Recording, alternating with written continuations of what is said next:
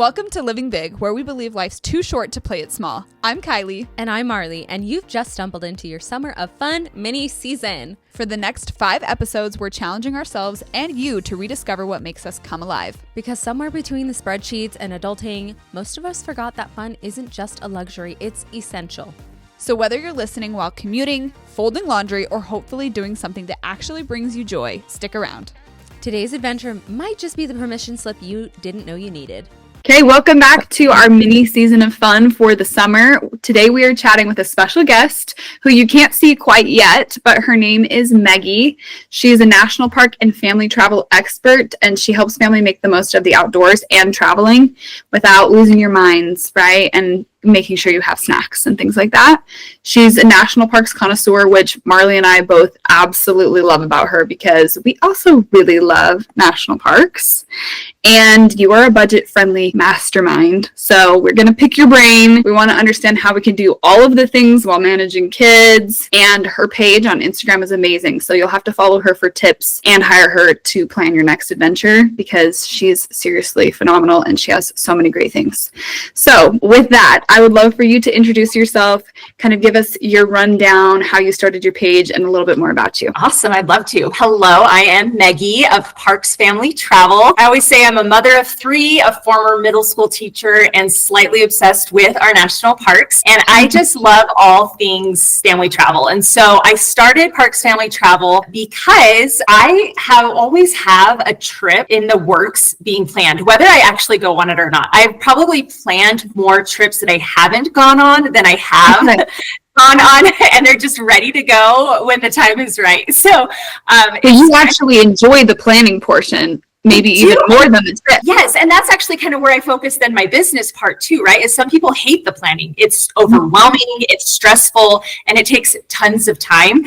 Even for me, it takes me a lot of time, but it's stuff I enjoy, right? So I don't mind the time. And so I try really hard on my blog and on my Instagram to give some good tips and tools and tricks for planning that family travel, whether it's to national parks or elsewhere, so that it becomes something that people feel more confident doing, because I just have such a strong belief in the power of travel, and it doesn't have to be this huge production for it to be effective. Yeah. No, I saw a study the other day and I wish I had written it down because now it's coming to mind and I'm like, ooh, I actually don't know the exact numbers or anything, but it was talking about family travel specifically for kids age from 4 to like 10, how crazy beneficial it is for them to go on trips with their family. It's important to me, but it's cool to see that that's actually like scientifically beneficial to a kid to experience the world and go on vacation. And you said it exactly right. Like it is a big ordeal, right? So for some people it might be so scary, but maybe it's something they want to pursue. They just don't know where to begin. And so someone like you to like ease into it. Yes, absolutely. Thank you. Yeah, I just, and what you were saying, it's kind of nice. We have that anecdotal evidence in our own lives because we've seen it with our kids, but it's always nice to be backed up with like statistics or studies. But I think it really gives kids, even though they're really dependent on you during the travel process, especially at the young age, I do think they get this sense of autonomy or like just like self-confidence because they are navigating new situations, and they're also watching their adults navigate new situations and see them in a like, I'm not sure what I'm doing, you know, if it's finding directions or figuring out how to get through a trail or whatever. They're watching an adult kind of struggle in a new situation, and we're modeling for them how to deal with that.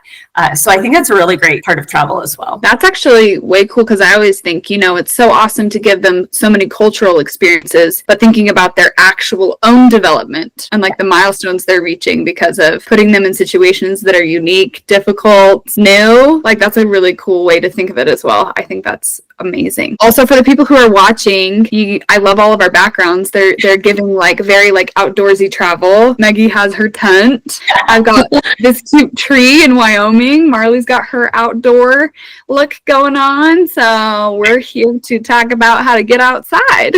Yeah, I love it. Okay, so let's get into the nitty gritty. How did you start falling in love with national parks and traveling? Where did that come from? So traveling is from as a kid. My parents were really good about taking me to a few different locations as I was getting older that were pretty big, like London and Australia. Like those are like big trips, right? And that really though stuck with me. Then in college, I did a stint at BYU Hawaii, so like a Hawaii school. I did a stint in Spain for a study abroad, and I kind of just, once I started going, I couldn't stop. I always had to have, some kind of trip planned. But then with the national parks, once I got married, we had, money became more of a focus. We were now grown-ups. You are absolutely a grown-up without being married, by the way. But this was a big wake-up call for me, and in being a grown-up and thinking about, the beyond and saving and having money.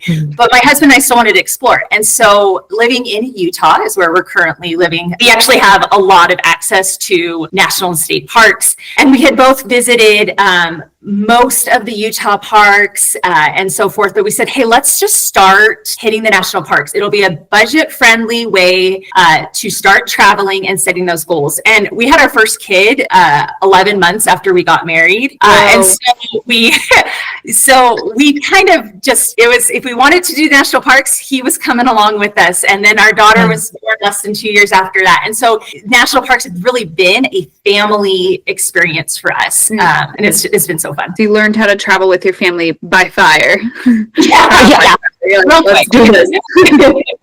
That's so awesome. I kind of have a similar experience, and I think Kylie did as well, that like when we got married, I grew up in Texas and we didn't like to camp because bugs and snakes and hot.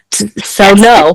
And then I married a dude who was way into it. And so we got married, and you get your national park pass and you're like, wow, I can do so much with this little card, and I can go to all these really cool places here in Utah and not too far outside of Utah. And we got like a $20 tent and just went all over the place. So that was, I feel that was very similar to our experience as well. Yeah, that's something we've actually talked a lot about on the podcast. Is I feel like a lot of people think to travel you have to spend so much money, and obviously there are more extravagant things you can do. There's more extravagant trips and excursions that you can invest in if that's what you want to do, but getting your foot in is possible even on a budget, which I think a lot of people don't understand. And when I was first married, people would always ask, they'd be like, well, like, do you guys just have like gobs of money because you're camping every weekend? I'm like, dude, I got this tent on Facebook Marketplace for like $10, Yeah, I'm staying on free land, and I'm using the bathroom outdoors. I'm spending so much money, and I'm just bringing the food I was already gonna eat. So like, there's definitely a misconception there. And I know camping isn't for everyone necessarily, but I love the idea of if you want to travel and you don't have a huge budget, like this is a great way to start, especially in the Mountain West. Like there's so many beautiful places to see. Yeah. And also to give a little plug, there are over 400 national park sites. So we have the 63 big national parks, but then there are so many like national historic sites and national monuments and national shorelines. And almost everyone is still in a relatively close proximity to some kind of national park. And then state parks. Some states may not even have a national park, but can have incredible state parks. Again, more on that budget friendly.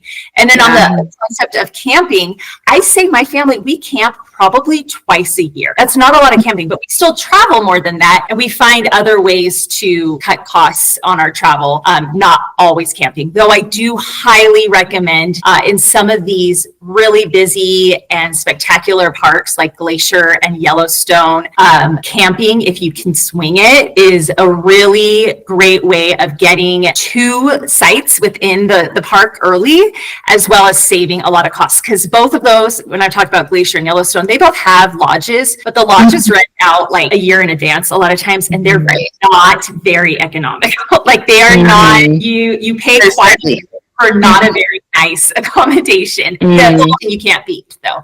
And so that's where like camping comes in for me. I'm like, if we can camp there, then we get the great views and the cheap cost. I agree. We did that in Yosemite. I've been to Yosemite twice, and we did that twice there. We stayed at a campsite there in Yosemite, and it was way cheaper, and it was right in it because Yosemite's out in the middle of nowhere. So it's hard to find a place to stay other than either the lodge or a campsite. And camping was definitely the way to go for Yosemite. I was even thinking like getting crafty, right? My husband and I love to go to Zion National Park in the winter because right now I feel like it's like the Disneyland of national parks. Like there's just so many people there. And growing up, it wasn't like that. But I understand it's amazing. Like everyone wants to see it. But if you go in the winter, you can actually drive through the park rather than taking a shuttle. And we've done that so many times. And even though some of the hikes are harder to do and or maybe not possible to do during the winter, there's so many things that are still open and you might not even see a soul. So it's like that's, I mean, maybe not ideal to everyone, but that's another great way to like get in and either do something on a budget because no one's there or to have less of a crowd. Absolutely. Shoulder season is one of my like number one pieces of advice. And I think most people are aware of it, but if not, everybody listening or watching, shoulder season. And shoulder season is that time between like the busy seasons. Usually a lot of destinations will have maybe one really busy season and then a second like moderate season and then the low season, right? And if you can be like not maybe in the middle of the low season, but after that busy season, it's perfect. And for families with young children who aren't in school or families who are homeschooling, that like this is prime time to get to those places that are shoulder season. I now have kids, 3 kids in school. I like to say I was a former teacher, so I can say you're allowed to pull your kids out to each their own attention to, you know, if it was negatively affecting my students' abilities or, you know, learning, we wouldn't do it. But, you know, going in that shoulder season is usually cheaper. Usually throw a gamble with the weather, but usually it's worth it and way less crowded. That goes for parks, but also a lot of other locations too.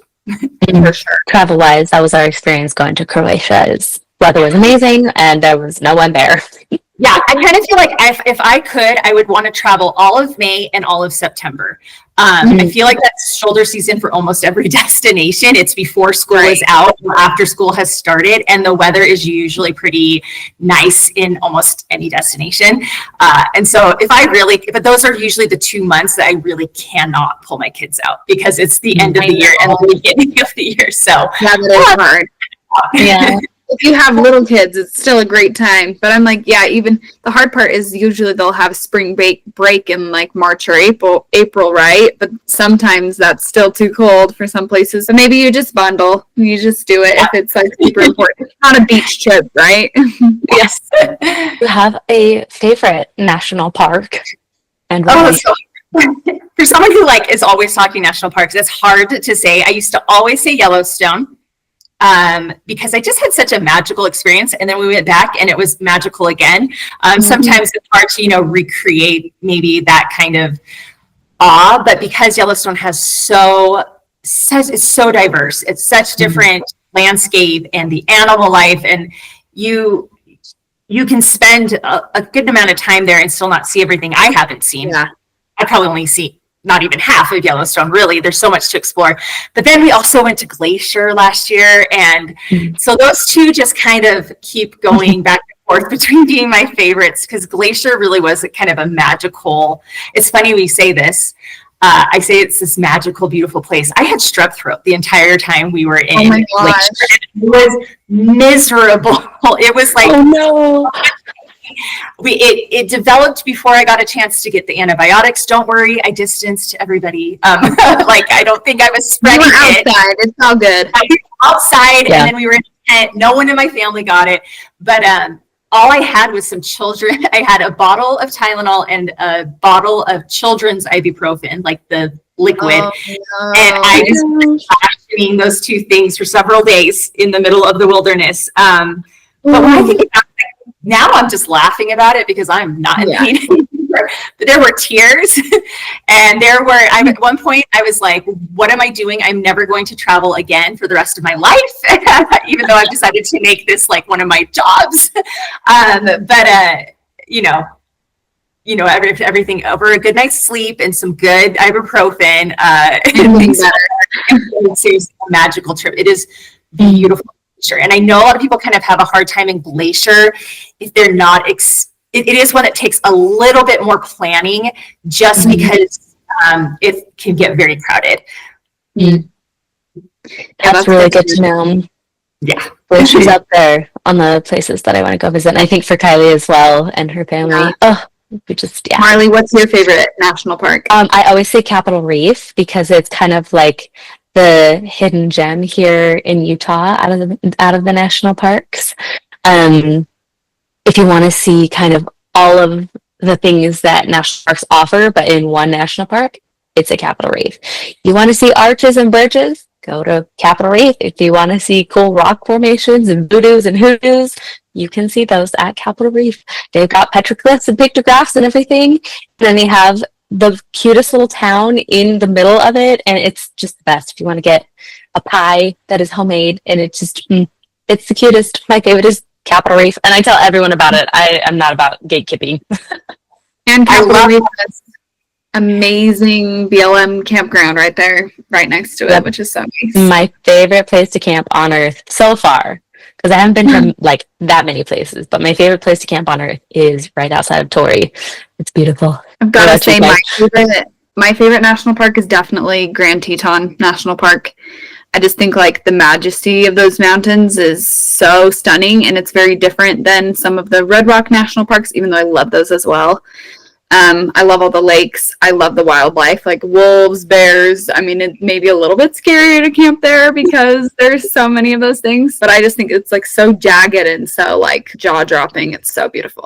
So I love that area. Yeah. Good one. They're all great. Those are great. I'll second those. Those are like are beautiful parks. Really any bad national parks. I think also I'm a little bit biased just because like I have been to some really amazing national parks outside of Utah.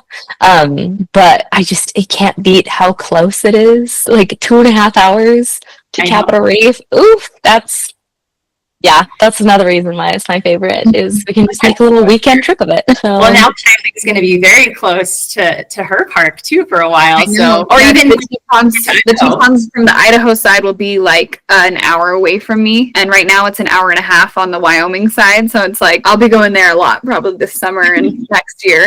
Love it. That is so cool, living so close to a national park. I love it. Are there any underrated parks that we need to talk about that families should know about? Well, I do encourage people, if you're like looking into like, hey, let's do some national parks. The headliners are headliners for a reason. Like they're well known because they are incredible, but a lot of the smaller parks are just as incredible. It's probably like maybe they're not as expansive. So one we went to maybe a year and a half ago was Pinnacles in California. And I loved it. We honestly spent like half a day. We did one hike there, to be honest. I had been there once when I was a kid as well, but we went and it was amazing. We did, oh golly, I can't remember now. But we went through some caves. There's an east and a west. You can't access them together. So pay attention if you're doing Pinnacles. But here's a good little tip with it being a hidden gem is it's kind of in not quite central California, not quite southern California, kind of in between the two. And we drove from the Los Angeles area. We went and spent time in Pinnacles, and then we drove over to like Monterey on the coast in California. And there's actually there's a lot of state parks, but one we went to was Point Lobos, I want to say too. So this is just a state park that is probably not a hidden gem to people in California, but I had only heard about it from a friend in California, and it was incredible. So if you're going to do Pinnacles, I do say like then kind of head out. It's only a couple hours, I think, over to the coast, and absolutely incredible. So Pinnacles is great. I mean, there's so many. I think there's some other things we might be talking about later, but it's not, again, a hidden gem. Like people have heard of Death Valley, but I think we dismiss Death Valley a lot. Nature in Death Valley is incredible. And I think, I don't know, it's just, I'm a big fan. And it's really not that far. You could even do it as a day trip from Las Vegas, tours and stuff that do that, but you don't need a tour. You could do it. It's easy to get there. That's so cool. My husband has been to Death Valley and he loved it. And I'm very jealous that he went without me. It's fine. I really want to go to Joshua Tree. That one's like way up on my list. There's so many that are, I just want to go to all of them, but like Joshua Tree. I need to give Joshua Tree another chance. So many people love it. I grew up probably 2 hours from Joshua Tree, and I didn't make it there till my youngest was like a year old. So I was, over 30 when I had finally made it to Joshua Tree, and it was fine, but it just wasn't the ideal experience for us because of weather, and my dad was with us. And so we needed to keep that into consideration. We still had the kids weren't really the problem either, but I'm really excited to go back to Joshua Tree, and like it was incredible, but I think we would have an even better experience if we do it a little differently. Yeah. Are there any national parks that you haven't been to? Oh yeah. See, this is a secret, and so because I'm Parks Family Travel, I am all about national parks. You guys, I'm going to my 30th. I'm like 1/3 of the way there. I'm only going to my 30th park in 2 weeks. That's still a lot. But in the world, in this content creator world, I see so many other people who have been to so many more parks. And here I am professing to be an expert or whatever. But honestly, I have, and I've done so many of them with my kids, is that I understand each park's going to be different, but I know what to be looking for and researching when we do go to a national park. So those of you who are like, oh, I haven't been to all of them, or I maybe never will get to all of them, you know what? Like, that's okay. And my hope is to get to all of them, especially because, again, I've built this whole kind of business around it, and I love the parks, and they're all, I think, worth visiting. But I'm not going to put that pressure or a deadline, or it won't become something as magical as it has been for our families. If it's just going to be a checklist, then it's not going to have the effect that we want it to have on our family and in our house. So lots I haven't been to, but trying to get to at least a couple every year, slowly but surely. Which one's next on your list? The next one is Redwoods in California. So we're flying into Oakland, and it's several hours from there, but then we'll drive up, and we're going to just kind of make our way up to basically the top of California and then make our way back down. And I'm so stoked, like so excited. So That's going to be so gorgeous. Have you done Sequoia at all? Yes, I did Sequoia in high school. And I think it was, I went with actually a family friend. That's also actually kind of how I got into national parks, is in the summers I would go and visit. It was my mom's best friend from high school. And she became kind of like, that aunt. And she had children my age. And so I would go and stay with them for a week or two whenever I had breaks, and they were very into parks. And so all of my my parents took me to a couple, but a lot of my like deep into the parks experiences was with them, and one was Sequoia.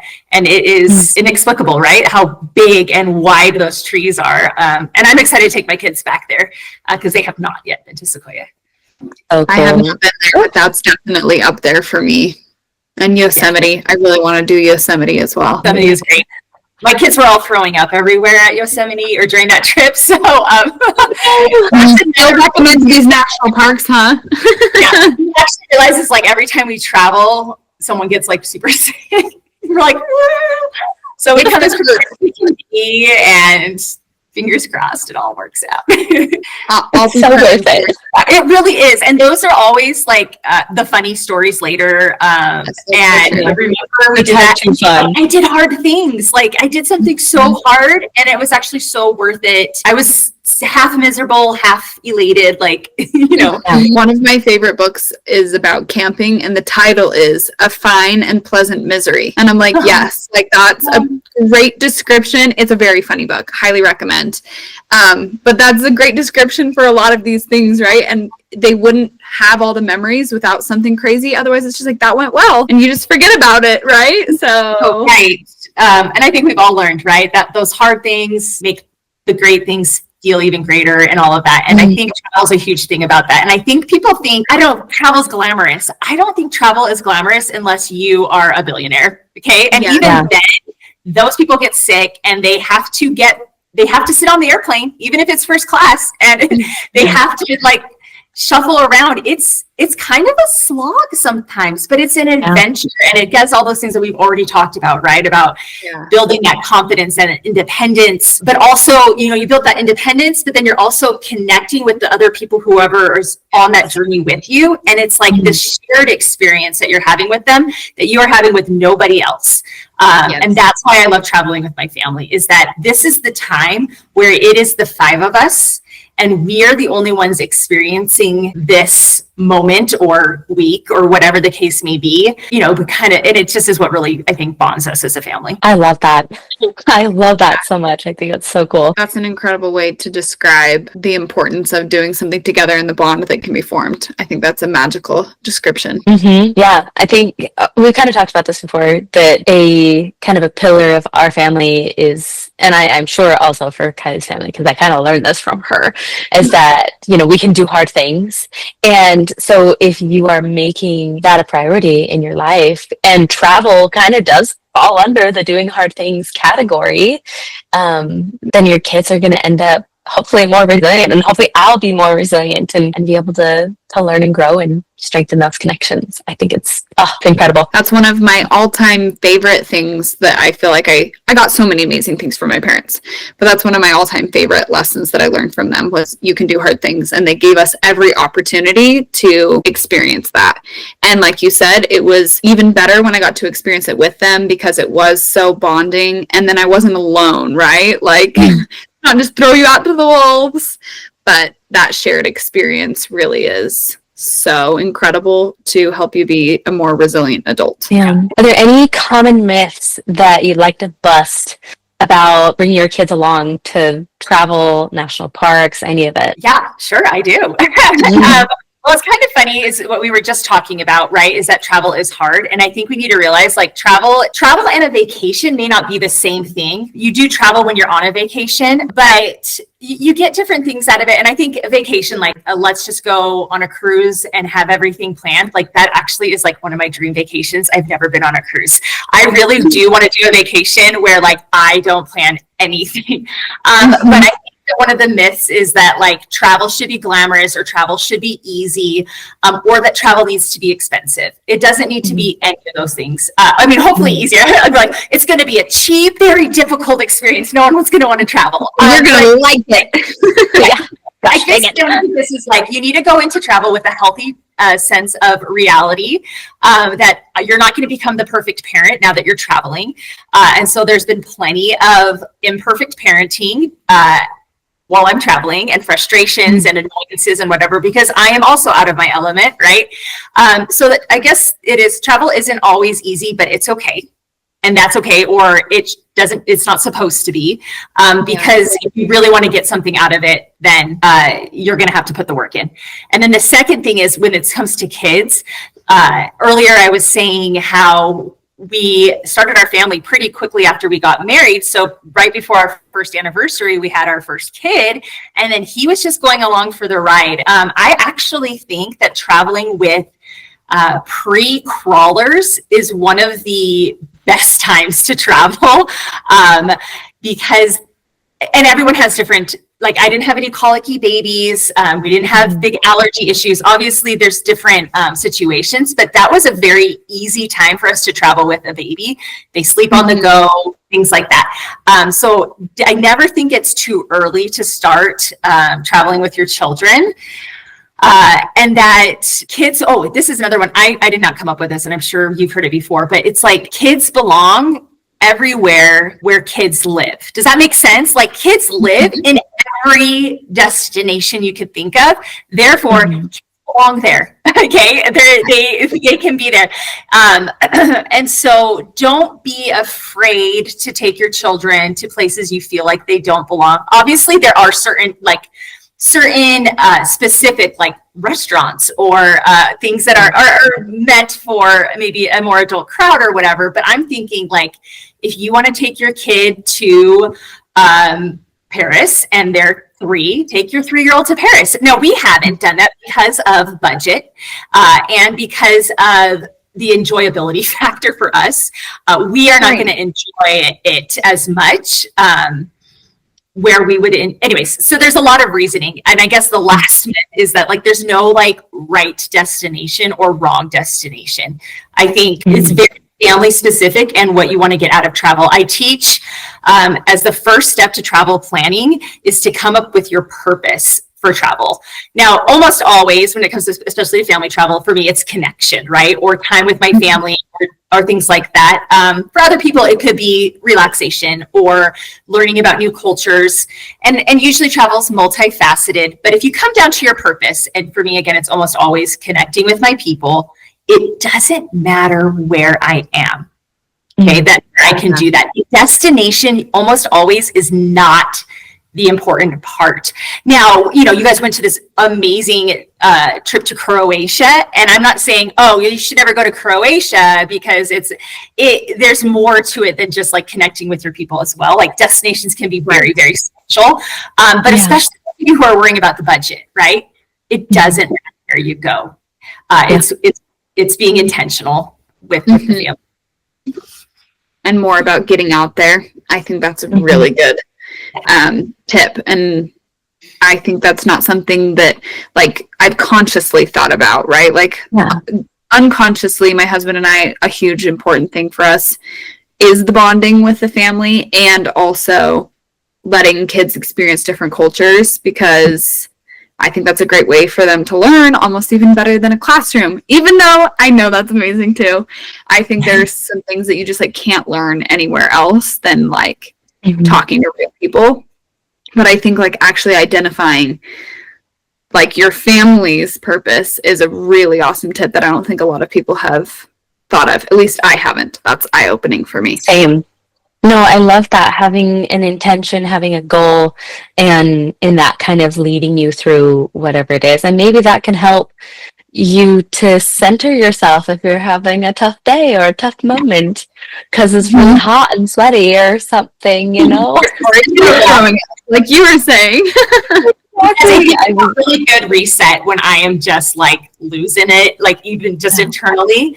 And then I do want to, Kylie, I love that like your family really, like it's so important for your kids to have kind of that exposure to different cultures. And that absolutely is like such a good and valid purpose that I love that you guys kind of keep in mind. And then you can look for it. So even if you are traveling to like Disneyland in Southern California, right?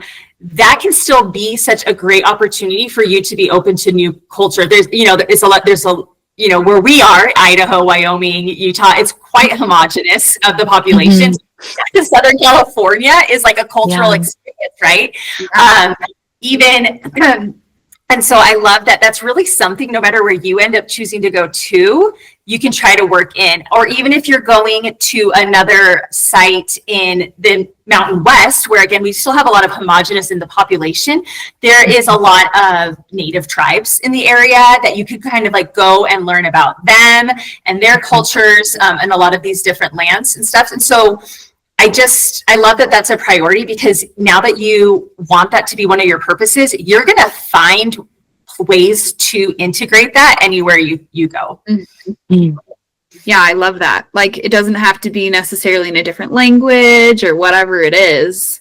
Like, you can absolutely find culture, whether it's the food or just by simply talking to people who live there. One of my husband and I's favorite things to do is to take an Uber to talk to someone who lives in wherever we're at, whether it's just another state, right? It's like, what do you guys like to do here? What is, some of the very favorite things of your home? Because it's their home. You're going into it as a guest. So I think taking that into consideration is super important.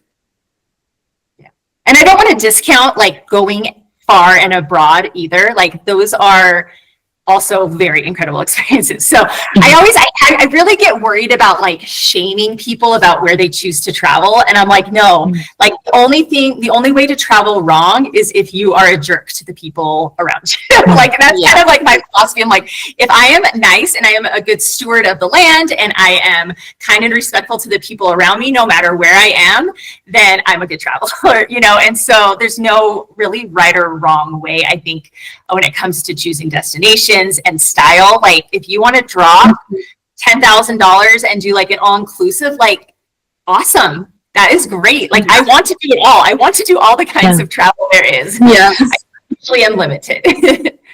I know. No, I do not. You're darling and sweet, so I get zero shame vibes from you at all, and your account is so supportive. It's like, hey, you have a goal, let's make it happen. It is a very personal experience. Like you said, like everyone is going to have different reasons for what they want to do. So I think noticing that and saying that is amazing, but you're awesome. And I also want to point out, I feel like we live in a different time now where more of the quote unquote average Joe is traveling maybe at a different time in their life than they anticipate. I feel like kind of culturally, we as Americans work 30, 35 years. And then when you retire, that's when it's okay. That's when you finally get the green light to start traveling. And now we kind of are like, nah, we're going to figure out how to make it work with where we're at. Like there's kind of something for everyone, no matter where they're at in their budget life kind of thing. And I think that's really cool. Like, I think that just making that idea of travel, whatever it looks like, more accessible is a good thing. because everyone deserves to experience whatever they want to experience out in the world. Absolutely. Yeah. So, anywho, it's going to look different when we were just married with very little monies to after I'm retired, and hopefully have businesses that I've sold and whatnot. Who knows? Anywho, but it's going to look different, but it's all good. And like, as long as exactly what you said, Meggie, where, you're a good steward of wherever you're at and whatever you're experiencing, like, it's all worth it. And that's all great. One thing you were mentioning and talking about is traveling with children and kind of like tailoring your expectations, right? Like around the purpose behind why you really want to travel.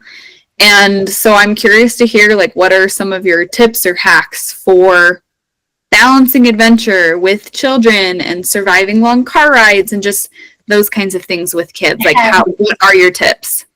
Well, my first tip or piece of advice is that, like, it's just hard, and I don't do it perfectly, and we make it work. But so one thing was, like, you asked about the long trips to airplanes or car rides, and I'm not sorry. I am pro screen if it is going to bring peace and help that drive go. But at the same time, I've also seen the effects where it goes too long, and then it's like meltdown central. So your children, your limits, their limits, whatever. But I just want to make sure that those who are listening, you do what you need to do, and don't feel give yourself permission to all get there in one piece. Yeah. Actually, your kids get screen time regularly, large or small, whatever. If they are used to having some screen time, you really should not. I mean, again, I'm not telling what to do, but apparently I am. You shouldn't just take that away during a trip. A trip is already so full of the new and different, even like sleeping schedules and all of that some kind of continuity or consistency is going to be really helpful for your kids, I think, to regulate. Obviously, shows mess us up on our regulation too, but if it's something they're used to, it brings that comfort back to them and kind of helps them stop feeling overwhelmed. So have a couple of Blueies, downloaded and ready to go if needed. But then, there's just, you'll find, and on my blog, I think I have a couple surviving road trips with kids, or I talk about best gifts for kids. And when I talk about best gifts for kids, it's all things you can take when you're traveling. And it's all different child specific. And there's lots of people who are always willing to sell you an affiliate link to something. So if you follow any mommy Instagram account, there's going to be some really good, they really are genuinely good things. But things I found that are off the top of my head are wiki sticks are really good for a wide variety of ages. They're kind of like this. I don't know if you guys use wiki sticks yet. They're waxy, kind of. They're waxy and they're bendable and you can stick them together. And so once we're out of the chewing on things stage, wiki sticks are really good. Just don't leave them in the car in the summer because they are kind of wax based, so they get kind of weird.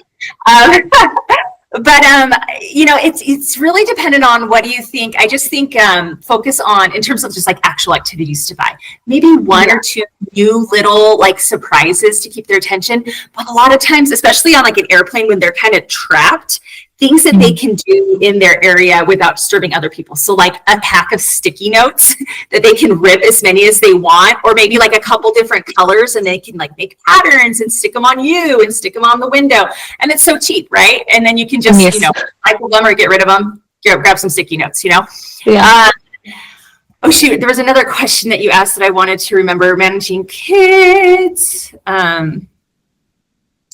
I'm just trying to think of things help keeping them, how to keep them, help them in the whole travel process, right? First is to help them be aware of what's going on without and spinning it in a good light. But I was talking to my daughters, we really want to take them to London. See, big trips are okay. We really want to take them to London. They're Harry Potter obsessed, and so am I. And so we were a trip to London would be so magical, and we go to the studios and stuff. then I started talking about the flight there, and my girls were like, what? We had to sleep on an airplane, and they had this big issue about sleeping on an airplane. So not that we can't go to London, but it's that I now know that I need to prep my kids for something like that because they have fear or anxiety or whatever over that thing. So kind of like prep them, like, well, we're going to be in the car for a long time, so let's think of some fun things to do. Like, let's make a playlist together. Let's find an audiobook we can all listen to. Again, that's maybe a little bit older. It's like kind of out of the toddler stage.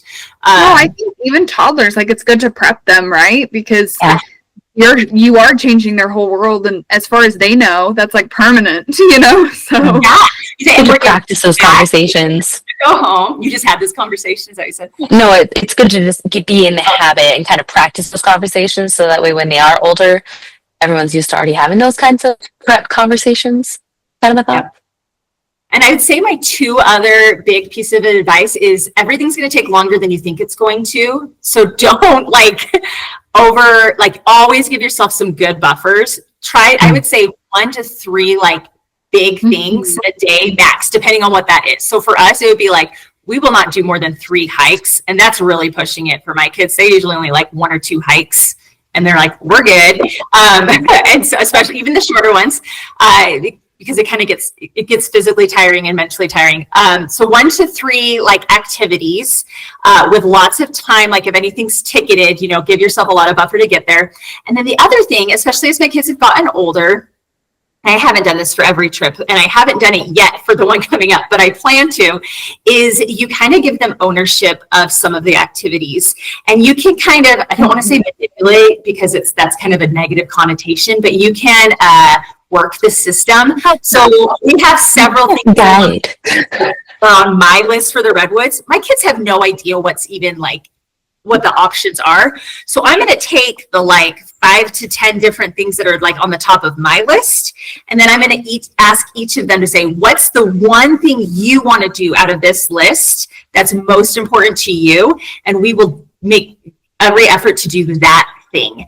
And that works for every trip. It works for Disneyland when you're like, okay, here are all the rides. What is your ride? This is the ride that if you can only go on one ride, what's it going to be? And then what are your 2 backups? Because rides break down or are closed. And so I prep them with that too, saying, oh, well, in case, Space Mountain is closed, what is your backup? And then just have that ownership. You're like, we did their thing and they are happy.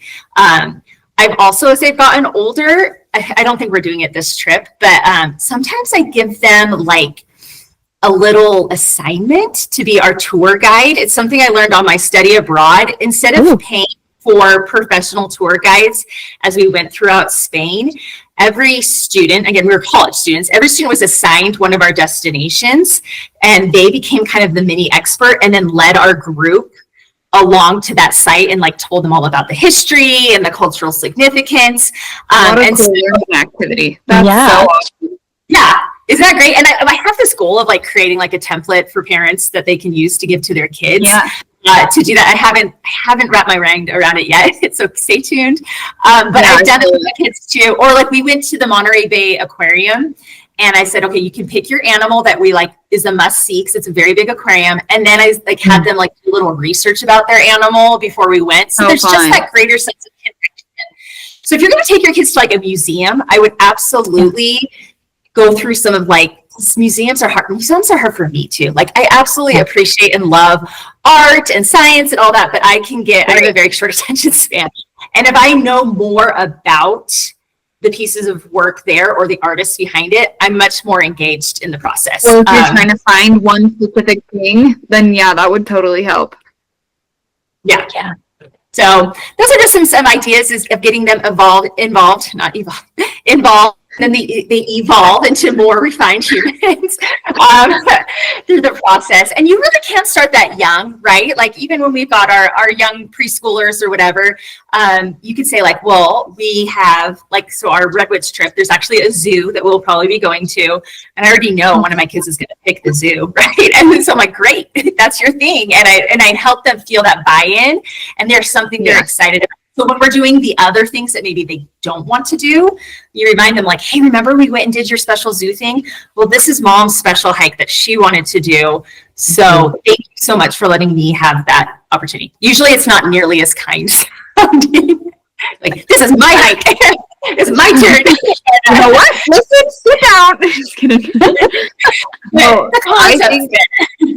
I think that is so awesome, like getting the buy-in, because there are going to be different personalities, different opinions. And I was even going to say, I feel like that works on not just kids, but adults. My family, so both my in-laws, my mother-in-law and father-in-law, they served their LDS missions in Scotland. So we took all of the adults in the family back to Scotland, and no one else, I mean, none of our kids came. And my father-in-law planned the itinerary, but then after the itinerary was planned, he was like, hey, at each of these spots, like, everyone gets to pick one thing that is like their must, you know? Mm-hmm. And it was awesome because then you all feel seen and special and like super bought in, because you're like, I am, you know, my brother-in-law the whole time was looking for a red stag. So that wasn't necessarily at one location, but then on every car drive and everything, he was locked in because he's like, I'm going to see a red stag on the mountain. And we saw a bunch. My thing was, I really wanted to see a Highland cow. You know? Oh, yeah, of course you do. We searched and searched and searched, and we didn't see one until like literally the last day, one of the last hours before we left the countryside. And so then when I did though, like I was like almost in tears. I was so excited, you know? So everyone got to have something, you know. I'm almost 30 years old, but man, that made me feel so important and made me really bought in on the trip. So I'm here to testify that works not just for kids. I love that. Oh, we always kind of talk about before we do a trip, or at least trips where we've been involved with other adults and people, is, okay, what are your expectations for this trip, kind of thing. We went on a big family cruise. It was my first time on a cruise and my husband's first time on a cruise, and my cousin, he had just gotten back. It'd been like a year or something like that since he had returned home from his mission down in Jamaica. And so he was like, I have this cruise that I have found that goes to the island where I served my mission, and I'm going to invite anyone. Anyone can come. And it was like, there were like 30 of us that showed up for this from the family. And we all were like, okay, we kind of just like want to see what you're excited about here. But we all kind of had a conversation where it was like, okay, what are everyone's expectations? And my thought was, I don't really have any expectations because I'm here for the fun of it, but being able to kind of, I guess, take ownership of the trip in some small way. I felt like I was there mostly just to observe and kind of see his experience, and also to enjoy kind of my own side of things. I don't know, my personal little like expectation that I had for myself is like, I want to be able to relax. I want to be able to like read my book a little bit. As long as I get to do that, I'm good to go. And that was what I did. I made sure I was able to kind of relax, and everyone kind of made their own little personal expectations, and it was a magical trip. I love that. I'm so glad. And you know, that's kind of hard with adult travel. With kids, you kind of lay out the expectations for you and then get that buy-in from them. But with adults, a lot of people have a very different idea of travel. And if you don't have travel compatibility, the trips can be very awkward or frustrating and things like that. So I love that he's like, what are your expectations? Because he's like, I don't know what his were, but I was assuming he would want to be spending a lot of time on island and maybe even seeing people he knew, or he wanted to show off to the family and friends. Whereas other people might be like, well, I'm on a cruise. I am literally going to be on the beach or at the pool. Right. Right. And even then, even though they have two different visions, they can either come in and compromise, or with a larger group, that person could probably just go do their thing and no love lost. Yeah, and that's kind of exactly what happened. Is one of the expectations that my husband had is he loves to snorkel, and he's like, we're going to go to clear, beautiful, warm water in January. I want to snorkel. And he brought his snorkeling equipment with him. He knew that was something he really wanted to do. So when my cousin went specifically, he took kind of his like close family, like his dad and his siblings and mom and people, to go meet some of the members that he was close with and go to like a church building and stuff like that. We're like, okay, that's more of like a kind of family private moment kind of thing. We're gonna go snorkel and do our own thing while they're kind of like, you know, introducing family and things like that. So it was kind of like you kind of had to feel it out to be able to see when those moments would arise so we could, you know, jump on it when it came up. So I agree though. The travel compatibility is a real thing. It really is. Yeah. Yeah. I think of my grandpa every year goes to Alaska, and it's 4 people that get to go on this trip, and most of the people are set every year for this 4 people trip, okay? And every year when my grandpa is done with the trip, he plans the next year and gets it scheduled and everything. And it is down to the minute planned where it's happening, when it's happening, who it's happening with. It's very, very scheduled and planned. And you know, when you're going, you're on that schedule. Kind of. The good thing about that kind of trip too, like, is it's not open for interpretation, and you already know that. So if you're choosing to sign up, you know it, right? So it's like there are 2 different kinds of trips where it's just like open-ended, let's all plan this together, or if it's like someone's like, this is what we're doing, take it or leave it. You don't have to come if you don't want to, you know, but like this is the item. Like, I think it's just helpful to know that up front. Yeah. Well, Maggie, I literally think that we could keep asking you a million questions. We have like 50 more written down. Oh my gosh. Because you are so helpful, and travel is super important to both Marley and I know, and obviously you as well, since it's your business and everything. But I don't want to keep you here all night. So I think we're going to leave some things up to kind of like a mystery. Go check out her account. But I do want to finish off with some rapid fire questions, if that's okay, because it's fun. And listeners, as we're rapid firing this, I also want you to think, what would your answer be? Okay, so rapid fire round, tent or cabin? So we choose tent because it's cheaper. But if I had unlimited funds, I would choose cabin. That would definitely be my choice. That's perfect. Okay, mountains or desert?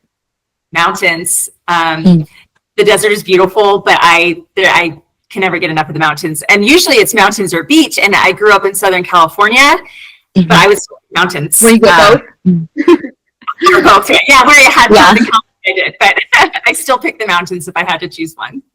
Oh, that's so awesome. Okay, best snack for the trail? I love peanut M&Ms, and I think of them not as a candy, but as more like a protein. Agreed. So I definitely have to have a sweet and salty, and so that's kind of, if I had to only bring one thing, it would be peanut M&Ms, but definitely something sweet and definitely something salty. I love that. For us, it's Snickers is a protein bar, so same difference, right? Okay, your dream park you haven't visited yet? Okay, so usually I've been saying Acadia, but actually, if it's like really dream, far, far away, Kenai Fjords in Alaska would be amazing. And I have a friend of mine who's out there right now, and I'm like, oh, I just want to be there. It's so incredibly beautiful. Any fjord, anywhere, sign me up. I have always been obsessed with fjords. Like, I love them. Give me a good really cool. Do you have any Nordic blood in you? So my last name calling you back.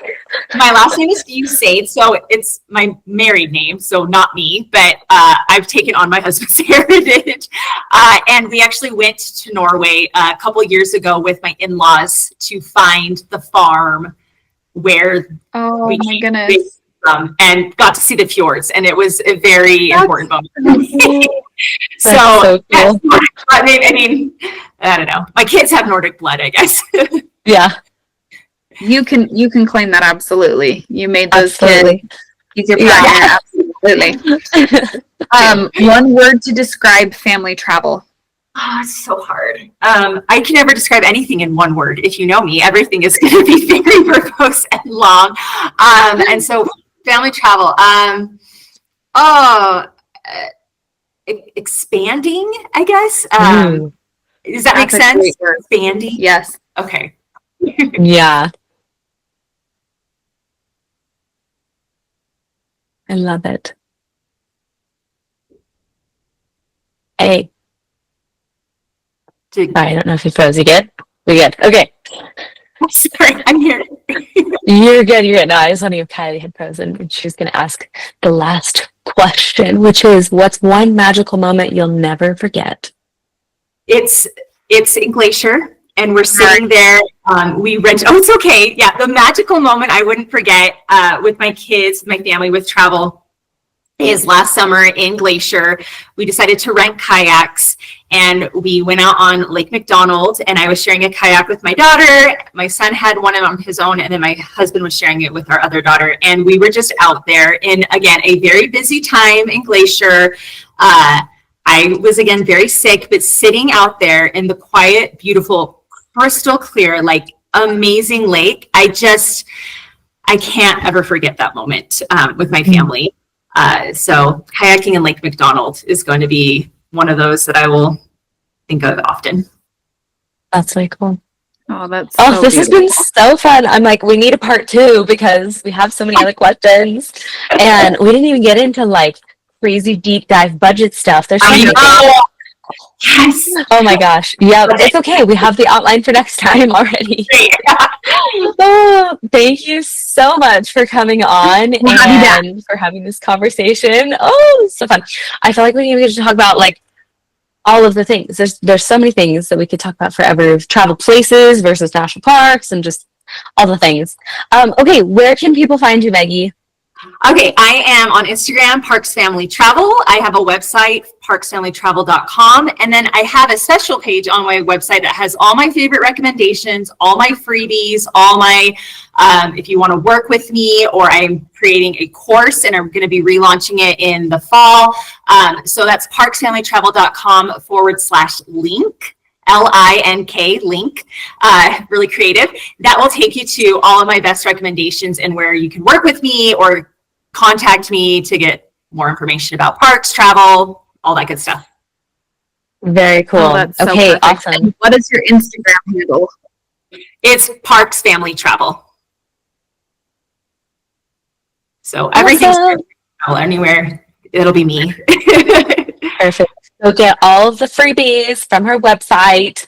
And then I feel like you also have some like little things set up so that way if people DM you things, it'll automatically send some freebies. Yeah.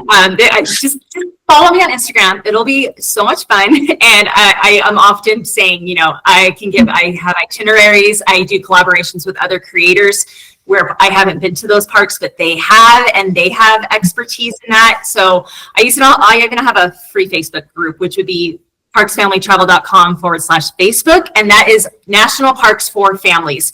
And so that's where you can ask, you're like, I'm going to the Olympic National Park in August. Where should I stay? And it's a community that gives you advice and kind of some of those hidden gems and stuff like that.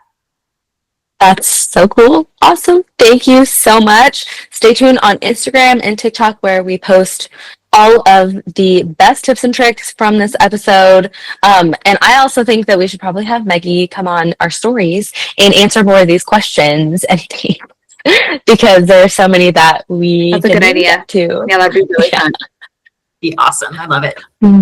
Awesome. Well, thank you so much for everyone for your participation and listening. Go follow Meggie at Parks Family Travel, and we'll see you guys next week. In a couple of weeks. Like, get that right. Awesome. Bye. That's all for today's dose of summer inspiration. If you're still hungry for more fun, and who isn't, hit that subscribe button faster than a popsicle melts in July. Drop us a review if this episode brightened your day. It helps other sunshine seekers find us in the vast podcast universe. And yes, we're shamelessly fishing for those 5 stars. Catch our shenanigans on Instagram and TikTok at Living Big Podcast, or better yet, create your own shenanigan with our outdoor adventure challenge. Just tag #LivingBigSummer so we can applaud your genius. Until next time, find your own bit of fun this week. See you soon!